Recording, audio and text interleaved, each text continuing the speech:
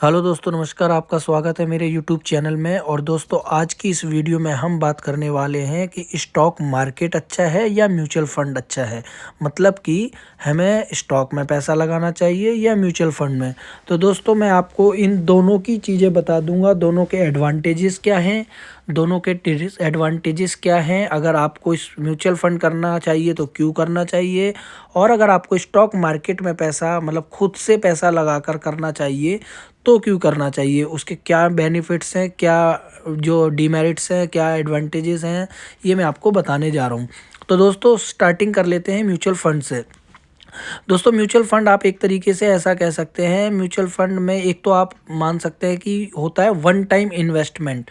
जैसे कि आपने 1 लाख रुपए किसी भी म्यूचुअल फंड में लगा दिया और उसका आपको जो है फिर आपको इंटरेस्ट मिलता रहेगा, कंपाउंडिंग इंटरेस्ट वो धीरे धीरे टाइम के साथ होता रहेगा। या दूसरा जो तरीका होता है वो होता है एसआईपी के थ्रू, जिसे हम बोलते हैं सिस्टमैटिक इन्वेस्टमेंट प्लान। जो कि आप किसी भी एक निर्धारित डेट को सिलेक्ट करते हैं, जैसे कि आपने मान लो 1 2 3 4 5 6 7 8 9 10 कोई सी भी डेट सिलेक्ट कर ली मंथ की, तो उस डेट पर जो है आप का जो पैसा होता है वो ऑटो डेबिट हो जाएगा आपके अकाउंट से, जो अमाउंट आप सिलेक्ट करते हैं। जैसे कि आप इसमें 100 रुपये से भी स्टार्ट कर सकते हैं, 100 200 500 1000 5000 10,000, जो भी अमाउंट आप सिलेक्ट करेंगे वो आपका ऑटो डेबिट हो जाता है। तो दोस्तों, अब मैं आपको बताता हूँ स्टॉक के बारे में। स्टॉक मार्केट में इक्विटी में आप कैसे पैसा लगा सकते हैं और उसका क्या बेनिफिट है। फिर इन दोनों में मैं आपको डिफरेंशिएट बताऊंगा कि दोनों में फ़र्क क्या है। तो दोस्तों, इक्विटी में जब आप कुछ पैसा लगाते हैं तो आपको एक डीमैट अकाउंट खोलना होता है। आप डीमैट अकाउंट खोलने के बाद एक XYZ अमाउंट डालते हैं। इसमें क्या होता है, इसमें ये फ़र्क है कि जब आप मान लो किसी स्टॉक पर 1000 रुपये निकालते हैं या मतलब डालते हैं पहले, तो आपके हाथ में कंट्रोल रहता है कि अगर वो 1100 हुआ तो आप ऑन द स्पॉट उसको बेच सकते हो।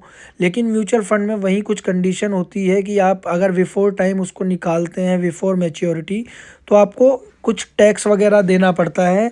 और वो जो है उसको जो फंड मैनेजर होते हैं वही लोग उसको चला रहे होते हैं।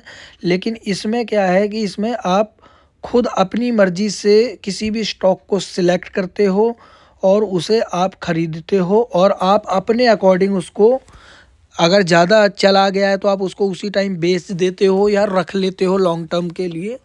लेकिन म्यूचुअल फंड में ये होता है कि आप पैसा लगाते हो तो वो स्टेडीली ग्रो करता है, इतना ज़्यादा भी नहीं ग्रो करता है और इतना ज़्यादा लॉस में भी नहीं आता है। ये है। अब इन दोनों में मैं फ़र्क बता देता हूँ। पहले एडवांटेजेस की अगर बात करी जाए तो म्यूचुअल फंड का दोस्तों एक ये एडवांटेज है कि आप म्यूचुअल फंड में पैसा लगाते हैं तो आप अपनी जो एक्टिव इनकम आप कुछ कर रहे होते हैं, आप कुछ भी काम कर रहे होते हैं, तो उसमें आप फोकस अच्छे से कर पाते हैं। लेकिन वही हम बात कर लें, जैसे आप इक्विटी ट्रेड करते हैं तो आपको बार बार जो है स्क्रीन देखनी होती है, या ये कह लें कि आपके नेचर में आ जाता है, आपकी हैबिट हो जाती है कि आपको बार बार स्क्रीन देखते हैं आप, जिस वजह से जो आपकी एक्टिव इनकम या फिर आपका करंट का जो आप काम कह सकते हैं वो थोड़ा सा डिस्टर्ब होता है। और एक तरीके से ये कह लो कि आपकी जो हैबिट है वो वो मतलब सही नहीं रहती है, क्योंकि आप बार बार स्क्रीन को देखेंगे, जिससे बहुत सारे डिमेरिट्स होते हैं, लाइक आपकी हेल्थ इश्यूज होते हैं और आप ऑल द टाइम आपके माइंड में वही रहता है। लेकिन अगर आप म्यूचुअल फंड में एक एसआईपी के ज़रिए पैसा डालते हैं तो आप अपनी करंट की जो आप इनकम कर रहे होते हैं, प्रेजेंटली आप जो वर्क कर रहे होते हैं, आप उस पर और ज़्यादा अच्छा फोकस कर सकते हैं, अपनी स्किल को बढ़ाकर, अपनी एक्टिव इनकम को इंक्रीज़ करके आपकी एसआईपी का अमाउंट भी बढ़ा सकते हैं।